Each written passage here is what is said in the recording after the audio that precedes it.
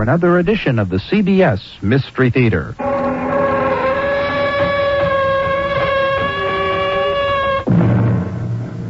Come in. Welcome. Welcome to the Mystery Theater. I'm Hyman Brown. The belief in ghosts and apparitions is as ancient as man himself. And a ghost, as we all know, can take many forms and shapes.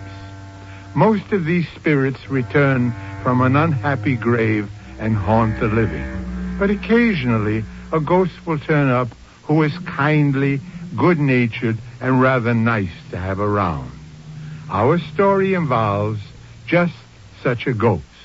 Cousin Amy, come, quickly, quickly. What's wrong, Susan? There's a strange man in this room, Cousin Amy, or was just a moment ago. Where? Where did you see him? Standing there, right in the middle of the room, in front of my dressing glass, staring at me in my nightgown and wrapper. I was terrified. What did he look like? His clothes were of the strangest fashion. And his neck. Yes? His neck was twisted. The head was tilted over to one side, as though the head were just barely attached to the rest of the body. Oh, you've got to stay the night with me right here in my bedroom. Of course. I wouldn't think of leaving you. We are not alone in this house, believe me. There is a third person here, somewhere.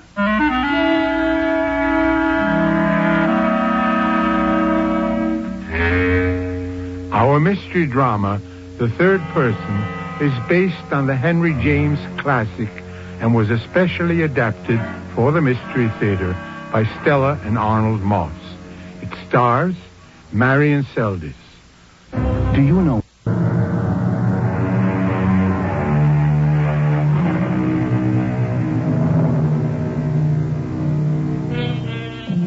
The year is 1900. In a neat little village on the seacoast of New England, Miss Susan Frush is a rather shy lady in her early 40s.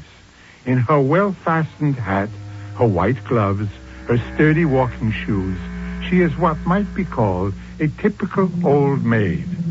She has the appearance of once having been pretty, but this is now somewhat obscured by eyeglasses and teeth. Her kinswoman, Miss Amy Frush, 10 years Miss Susan's junior, is brisk, eager, comparatively bold, and equally unhusbanded. Until this morning, these second cousins have never before met. Now they sit rather primly and a little terrorized in the parlor of a roomy mansion to which they have been summoned by a Mr. Willoughby, attorney at law. Miss Susan Frush? Yes? You are Susan Frush. Oh, yes. Yes, I'm Susan Frush. Thank you. And you are Miss Amy Frush. Oh, yes, indeed, I certainly am. Thank you. Ladies, you are both aware of why you are here. As the sole remaining heirs of your great-aunt, the late Miss Abigail Frush, recently deceased at the age of 94, you two are the rightful legatees in equal shares of her entire properties. Do you mean, sir, that all... I mean, madam, that as executor of the late Miss Abigail's worldly estate, I hereby declare you, Miss Susan Frush, and you, Miss Amy Frush, the sole beneficiaries. The largest single item of her benevolence is, of course, this house. You mean this house now belongs to the two of us? To me and to Cousin Amy? Well, after a few legal documents are properly signed. If you ladies will permit me to say so, Miss Abigail's generosity has been most remarkable, particularly in view of the fact that you are both unprotected without the care of solicitude of husbands. Aunt Abigail has indeed been generous. Well, since, as I understand, you are both almost strangers to each other, you may not wish to share this house between you. The will directs that the house may be sold to your joint advantage. Are there any questions? No, I don't think so. Miss Susan? You've made everything quite clear, thank you. Well, in that case, I shall take the liberty of escorting you about the house and indicating some of its features. the high points, we might say, of this old mansion. It consists, as you shall see, of 37 rooms, 12 of which are bedrooms. 12 bedrooms? For just the two of us. On the second floor, shared by the two largest of these bedrooms, installed some 15 years ago, is a marvel of this modern age in which we live. And that, Mr. Willoughby, is... There, with all the latest paraphernalia and conveniences of indoor plumbing, is the bathroom. Oh. Yes. Imagine, ladies, the luxury of an indoor bathroom with running water. What's that? What is what? Well, do you hear anything, Cousin Amy? Yes, I do. It sounds as though someone were running a bath in our luxurious indoor bathroom. Well, now that you've seen the principal features of the house, I remind you again that the will permits you to sell it, should you be so minded. Oh, I wouldn't think of it, Mr. Willoughby. This dear old house is exactly everything I ever dreamed of. And you, Cousin Amy? Oh, I wouldn't part with it for all the money in the world. It's beautiful. Having drunk deep of the cup of singleness, which I confess is a rather bitter cup, this house represents a quiet, peaceful harbor. Our solitude will come to an end. And, of course, with an assured roof over your heads. I adore every inch of it. I'm sure the two of us will get along splendidly. As am I.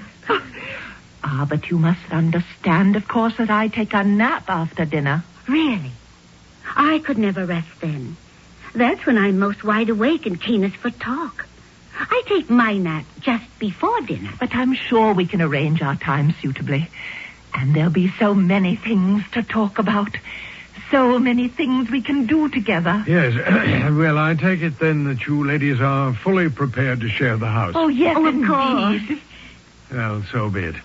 I am delighted that this charming house will remain where it's been for almost 200 years, in the hands of the Frush family.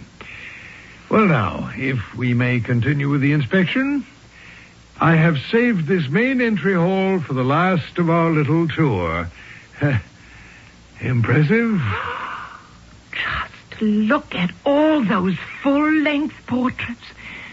But those paintings must be... Are they all who we think they are? Frushes.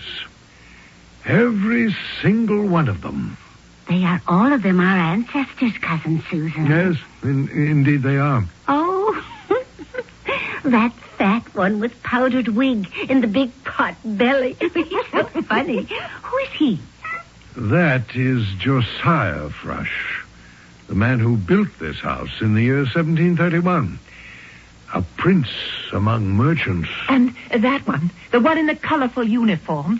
Colonel Benjamin Frush, served with the greatest distinction under Sir William Pepperwell in King George's War, 1745. I remember reading about him. Oh, isn't that perfectly thrilling?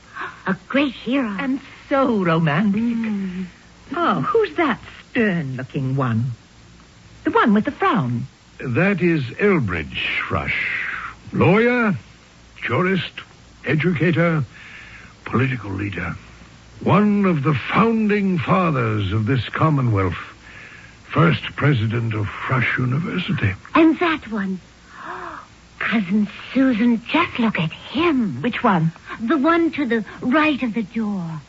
Dressed in the clothes of the American Revolution. Oh, isn't he just the handsomest man you have ever seen in your entire life? And so young. He is beautiful. Those piercing blue eyes seem to penetrate right into you. Do they not? But those eyes are so sad. Which one of the Frushes is he, Mr. Willoughby? That lady is young Cuthbert Frush. Cuthbert? I don't seem to remember hearing about him. When did he live?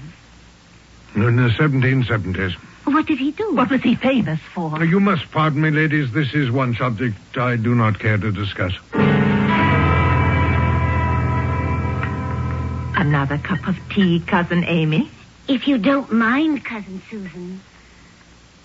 What a wonderful day this has been. First thing tomorrow morning, I shall start delving into the complete history of all of our ancestors. Find out everything I can about each of them. Cousin Susan. Yes?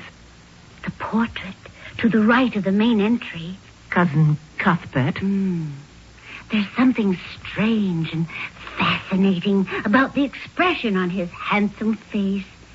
Mr. Willoughby knows more, I think, than he was willing to say. I must agree with you.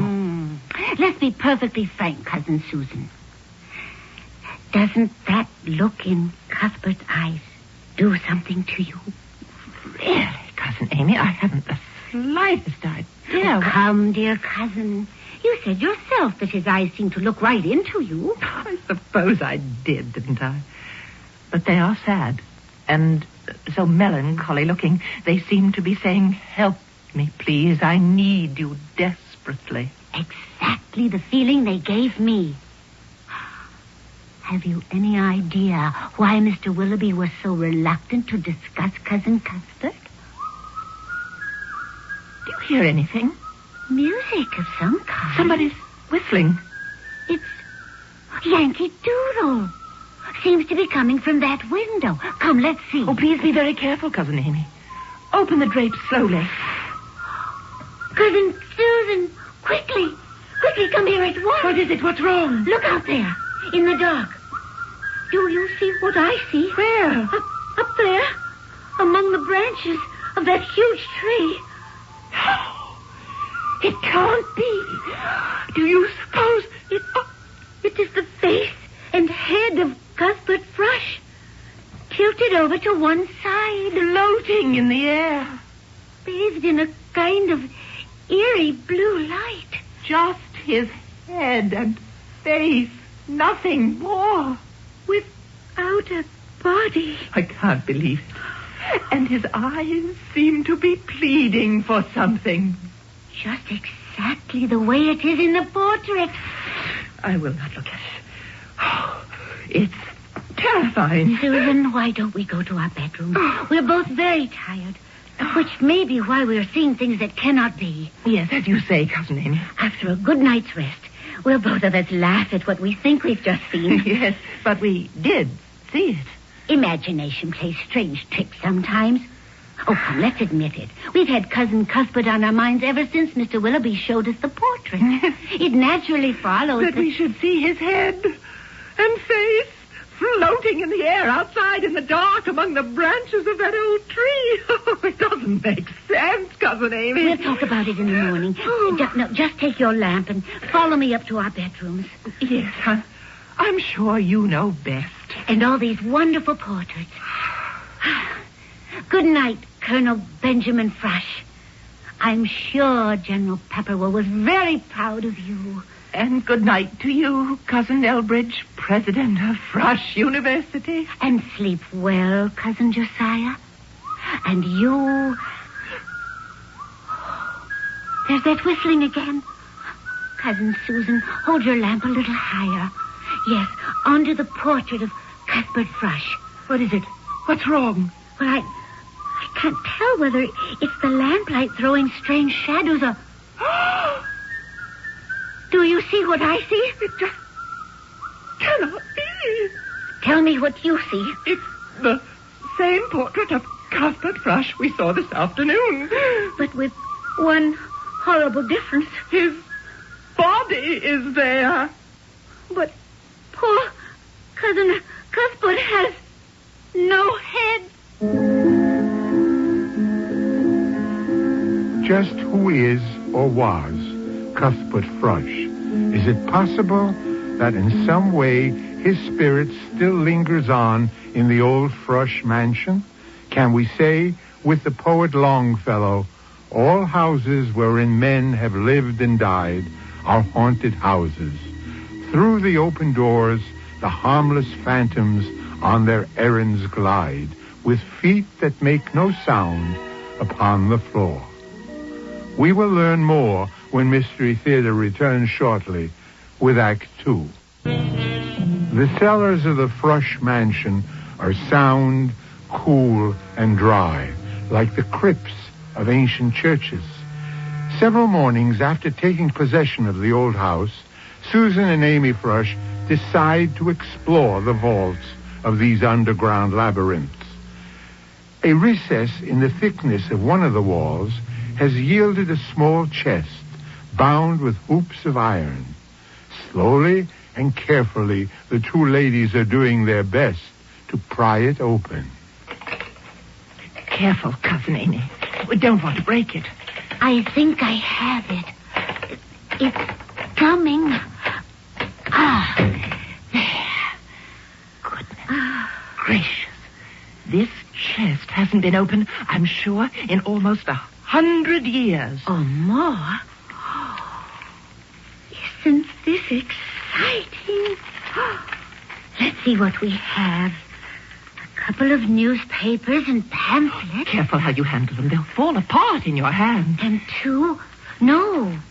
3 packets of letters, yellow with time. Look at that little package, tied into a small bundle with a sprig of pale blue ribbon. Oh, sweet.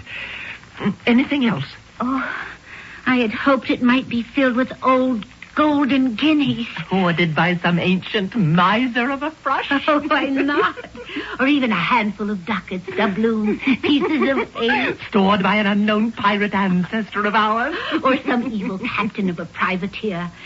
Captain Frush, who roamed the 7 seas and preyed upon his helpless victims. You are an incurable romantic. Only a lot of old papers and letters. You know you can't wait to read them any more than I can. True. Only I dare not handle them myself. They're so delicate. This is a job for the minister. Not only does the Reverend Mr. Patton preach an excellent sermon, but he's also president of the town's historical society. If anybody can help us with these, Mr. Patton can, I'm sure. Oh, they should provide many interesting evenings before the fireplace. Cousin Amy, has it occurred to you that we might find things in these letters that we might not want to learn about? Well, like what? I'm not quite sure. But if we should discover something bad about an ancestor of ours, any one of them... I don't think I would want to know. Well, suppose it was something about our mysterious cousin Cuthbert. Something really naughty. Wouldn't you want to know about him? So I'd have to think about it. Oh, no, you wouldn't. And neither would I. If anything human happened with Cuthbert or any other Frush, with all those dignified pillars of society in the entry hall, I would be delighted. What? Cousin Amy, really? And the first thing I do in the morning is to get in touch with the Reverend Mr. Amos Pettingill Patton. We'll need his help with these letters.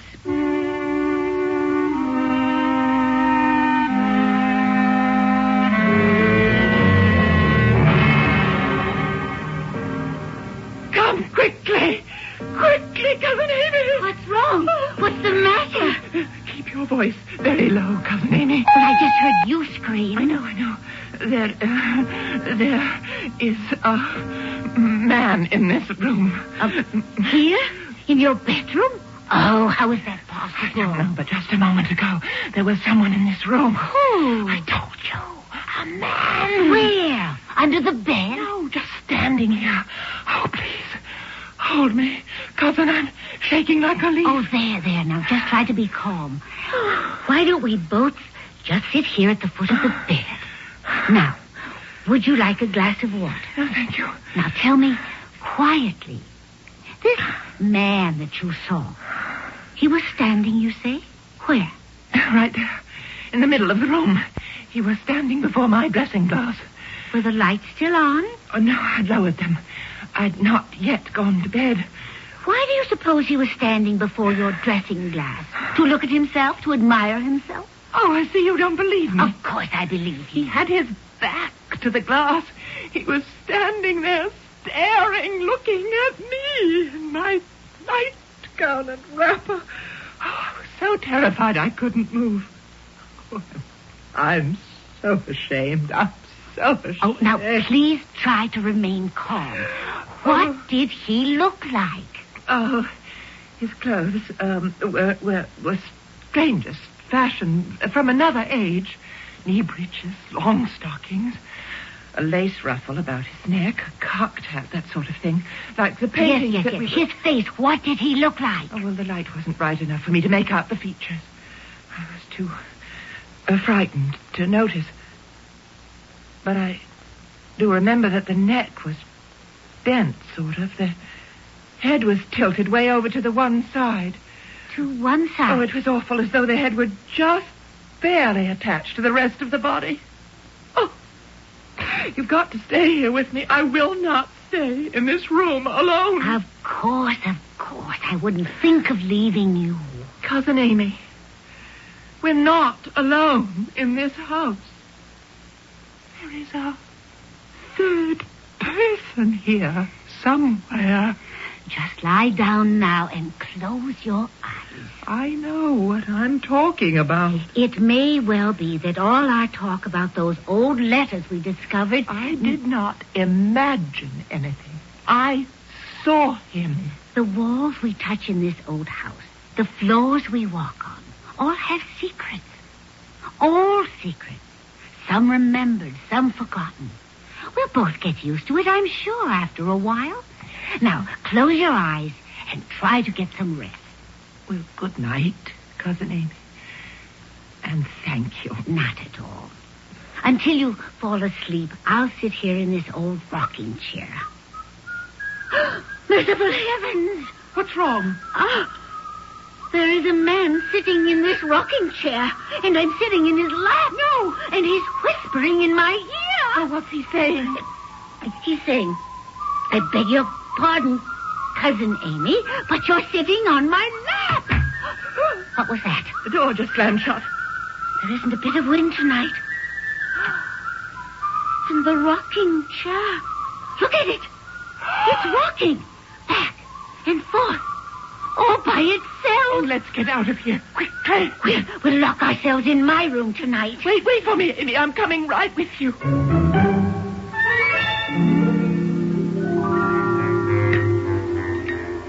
A bit more bacon, Mr. Patton. Another egg? No, thank you, my dear. Thank you so much. Oh, bless my soul, perfectly delightful breakfast, Miss Amy. I'm Susan, Mr. Patton. I'm Amy. Oh, yes, of course, so you are. You've already told me twice now, haven't you? One of my worst failings. About the letters and papers we found in the chest, Mr. Patton.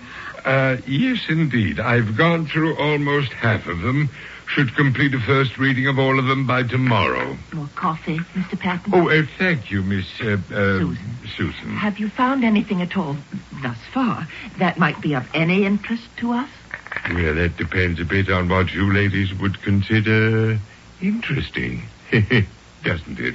Well, we were just curious as to whether you might have come across anything that might show one or two of them to be a little less... A little less proper, a little more human, shall we say, little chinks in their armor. Exactly. Oh, well, nothing really shocking. Just something that might possibly explain certain things. Well, there's nothing like that in the letters as yet. What certain things, may I ask? Amy means, have you found anything in the letters that might tell something about Cuthbert Thrush. Who? Cousin Cuthbert Thrush. Oh. That rascal.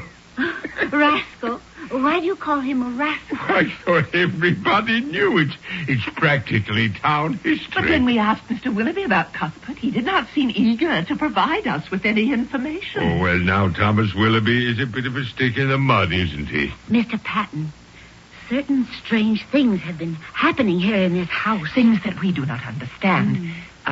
Things that we are convinced may possibly stem from whatever may have happened to the man that you call a rascal.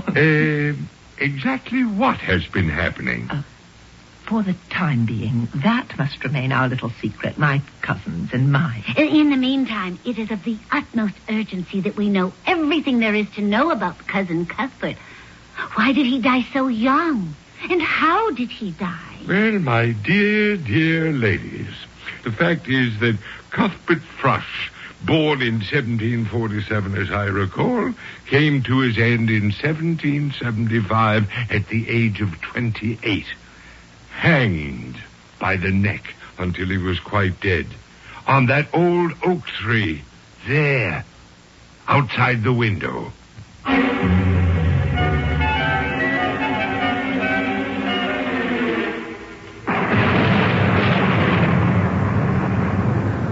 you going to take your customary after-dinner nap, Cousin Susan? I couldn't, dear Amy. I'm too nervous. First there's this dreadful storm, and then the Reverend Patton's expected almost any moment. With the rest of the letters. He did say he'd be here at 8. Yes, he did. I can hardly wait. I am so excited. So am I. Amy, I cannot get used to the idea that darling Cousin Cuthbert was hanged. On a stout limb of that old oak tree out there, where we saw his head the other night. That's why it was so dreadfully twisted all the way over to one side. Because hanging breaks the neck. True. But don't say it. Well, it's a most peculiar effect. And that also explains that look of pitiful sadness in those young, hauntingly beautiful eyes. Indeed. Oh, Mr. Patton's usually so prompt.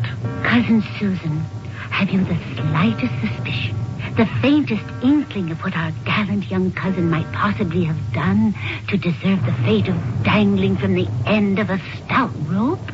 None whatsoever. Oh, let us hope we shall now find out. The poor, poor boy.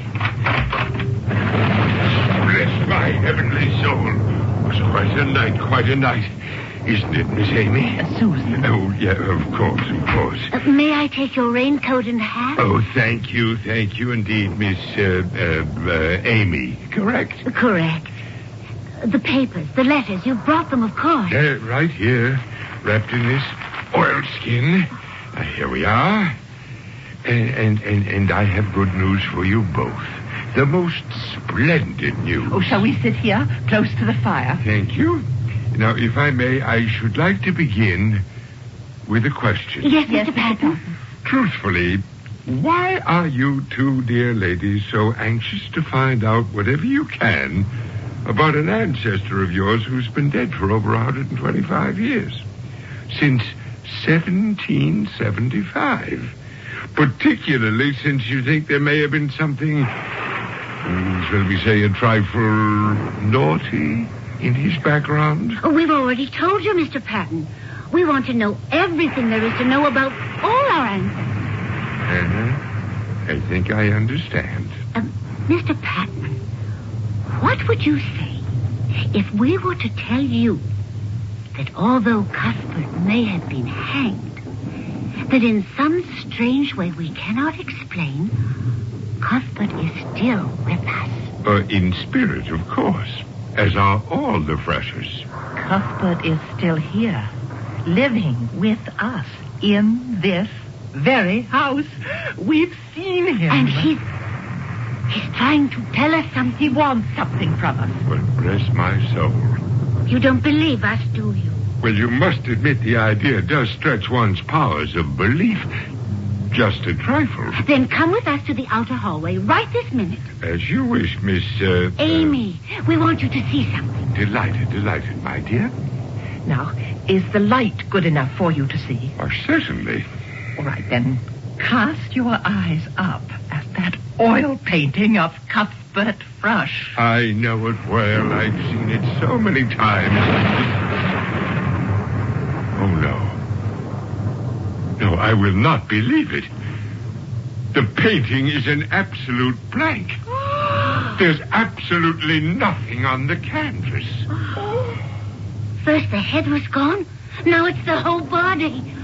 Oh, Mr. Patton, will you please come back with us into the parlor and be good enough to tell us what you found in the paper? And why Cousin Cuthbert was put to death. It might help us to understand why this This third person is still hanging about the house.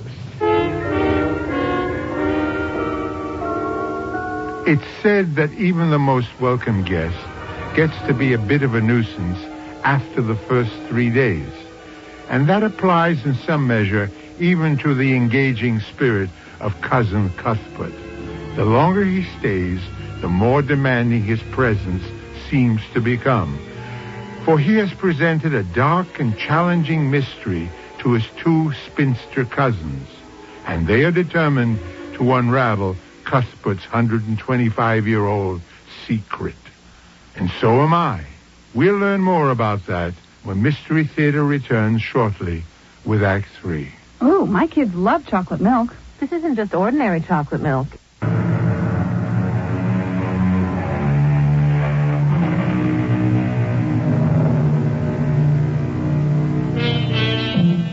A footstep, a low throbbing in the walls, a noise of falling weights that never fell, weird whispers, bells that ring without a hand, door handles that turn when no one was at the door, and bolted doors that open by themselves.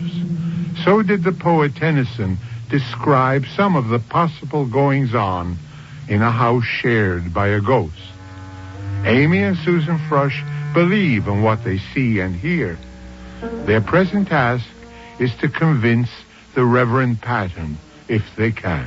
Now, do you believe us, Mr. Patton? Do you believe that in some inexplicable way, Cousin Cuthbert has left that picture frame and is wandering about the house? Cousin Amy and I have actually seen him. And you think he's staying on because he wants you to do something for And him? it would help tremendously if we could know why he was hanged. Have you come across anything in the letters?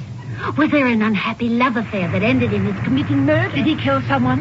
A jealous husband? Or was he a dashing pirate who was captured by the King's Navy after a bloody battle on the high seas? What unspeakable things did he do to deserve to be hanged? Oh, please tell us. I will, if you'll give me a chance. Was nothing quite as romantic as you suggest. Oh, what was it, Mr. Patton? Now, you both read your early American history. Think back. What was one of the weightiest things on the minds of the American colonists? One of the things, in fact, that led to the American Revolution. Paying taxes they considered unfair? Taxation without representation? Right on the head, Miss... Amy. Amy. And the only way a patriotic colonist could show his defiance of what he considered inequitable taxes put upon him by the British was to smuggle articles like tea, brandy, rum, molasses into the country without paying the taxes. You mean Cousin Cuthbert was a smuggler? A good many of the townspeople here, being so near the sea, made a very bold living out of smuggling. Is that why they hanged him? If they lived by smuggling, sad it is to say that some of them proudly and defiantly died for it. Oh, like Cousin Cuthbert. Several of these letters speak of his smuggling activities. He was admired here as one of the best, until he was unlucky enough to be caught and hanged for what was then considered a capital crime. Hanged for a little thing like smuggling. Yes, in the eyes of King George III's officers, it was not such a little thing. Cuthbert did commit an error, a human error, but as we know, to err is human. To forgive, divine. Of course. That's it exactly. What's what exactly? I know what's bothering Cuthbert. You do? The first thing we must do is to visit his grave in the old churchyard. The way I look at it, the only crime Cuthbert was really guilty of was the crime of being caught.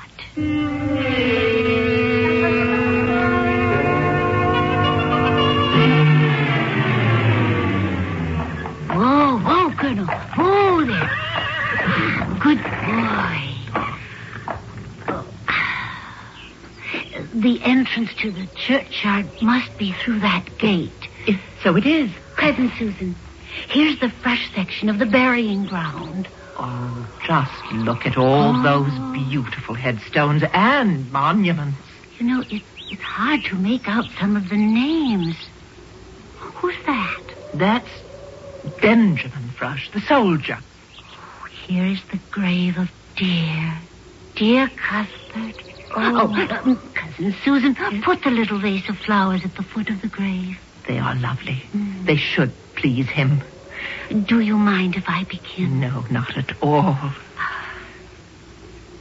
Dear Cuthbert Frush, Cousin Susan and I know why they hanged you. We would like you to know that not only do we not look down upon you for what you did, but that we do not in any way disapprove of your actions.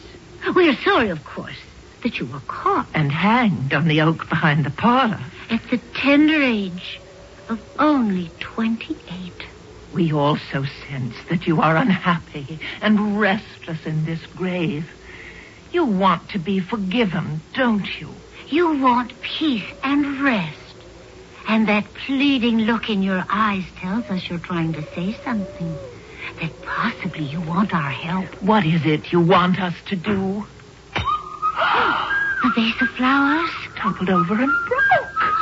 Cousin Cuthbert, is this your way of telling us you hear us? Oh, answer us, Cuthbert. Talk to us. Talk. Cousin Susan, shh. Oh, dear. Well, that was sweet of you. Thank you, Cuthbert. What was that? Cousin Cuthbert just kissed me, ever so gently. He did? On the forehead. Oh. Yes, Cousin Cuthbert. Is he saying something? Shh. Oh, of course, dear Cuthbert. Now I know exactly the kind of thing you want us to do. What is it? What did he say? Cousin Susan, I hope you won't mind staying alone for the next few days. I'm leaving in the morning. Where to? Why? What are you planning to do? Oh, just for a few days. A very important errand. Oh, but we have the 4th of July celebration coming up. We've invited Mr. Willoughby and Mr. Patton. Oh, I have no intention of disappointing them. Oh, don't worry. I'll be back by the 4th of July.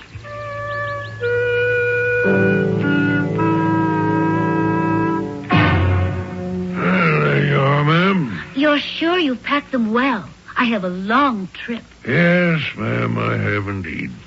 Just be sure to keep the package dry. Away from any heat, of course. Oh, you're sure I'll be able to manage them myself? Just take usual precautions. Oh, I adore the red, white, and blue ribbon you've tied it with. So appropriate for this time of the year, the 4th of July. We try to please, ma'am. On the day we commemorate the birthday of our country's independence, it is my hope that a certain person will be celebrating his independence, too. That his spirit will become as free as our country's was in 1776. Yes, indeed. That'll be $3.50, ma'am. Thank you, and come back soon.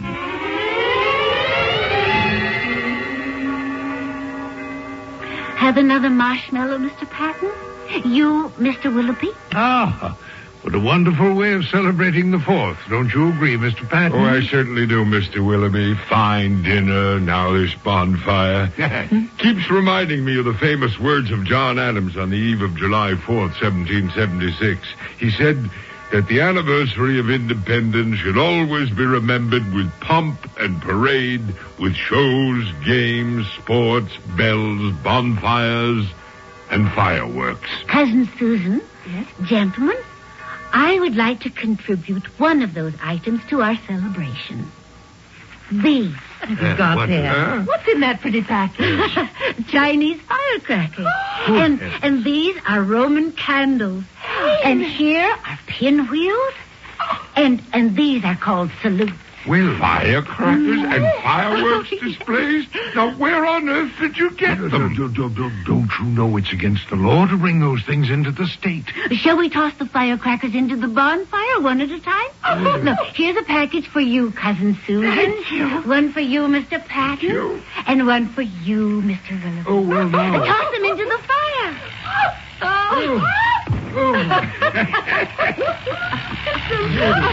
Just listen to them go. Oh, bless my soul, Miss Amy, what have you done? That's why you went away to buy beans. How can anyone properly celebrate the 4th of July without firecrackers or fireworks? So you journeyed somewhere to another state where you could buy them legally. And brought them into this state illegally. Oh, toss some more of them into the fire. All of you. In the eyes of the law, Miss Frush, what you have done would be considered smuggling. Wouldn't it? Isn't that perfectly wonderful? Amy, you've become a smuggler. Why? Well, to show Cousin Cuthbert that we Frushes are perfectly capable of taking the same kind of risk he did. Capable of the same kind of bold deed he'd been hanged for. You see, he wanted us to perform a punishable act of righteous danger, as he once did. I did what I did to prove to him that we considered his act a human one. As you said, Mr. Patton, to err is human. To forgive, divine. But that was quite a risk you took. If it works, it will have been worth it. Cousin Amy, look, up in the old oak tree. It's Cousin Cuthbert. The whole of him. And for the first time, Cuthbert, since we've known you, your eyes are not sad.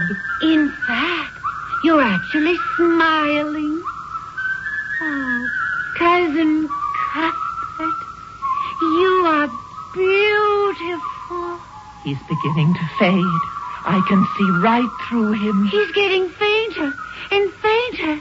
Oh, please stay, Cousin Cuthbert. He's going away. He's gone.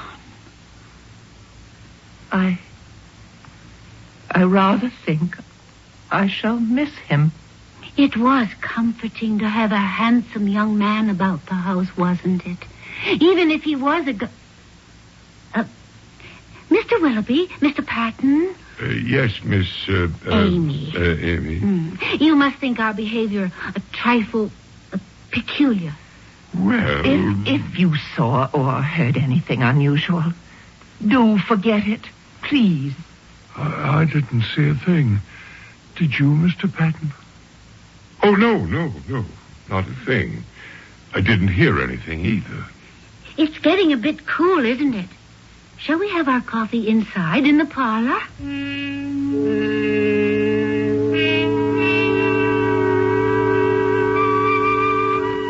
The coffee will only take a moment. Cousin Susan, gentlemen, look. What is it? The portrait. The painting of Cuthbert Frush. Well, bless my soul. It's whole again. The full portrait is back on the canvas, the way it was to begin with. Hold your lamp a bit higher. And look closely. Do you notice any other difference? The eyes. Of course, the eyes. Where they were once rather sad and mournful, they now seem to have a twinkle in them. And so they do. Cousin Amy, Yes, did you see what I saw? Cousin Cuthbert just winked at us.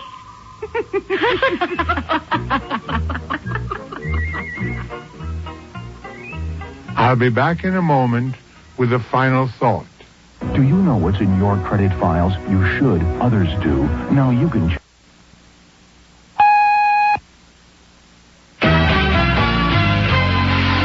It's happening now. You're hearing it now on WMAQ. We are all news, all day, every day. WMAQ Chicago. You've been listening to the OTR Gold Network. Find more classic radio at otrgold.com.